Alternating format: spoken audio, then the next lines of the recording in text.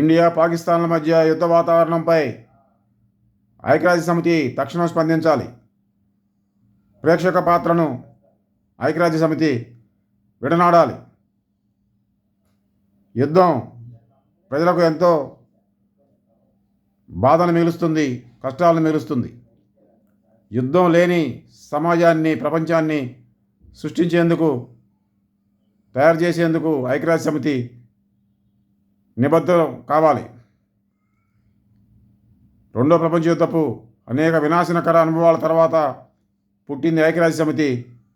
యుద్ధం లేని ప్రపంచాన్ని సృష్టించేందుకు అది సిద్ధం కావాలి.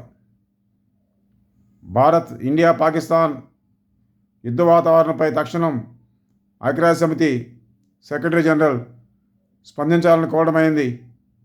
అభయ దేశం ఒక అవసరం, అభయ ప్రపంచం ఒక అవసరం. అభయ కలకాలం వర్ధిల్లును గాక.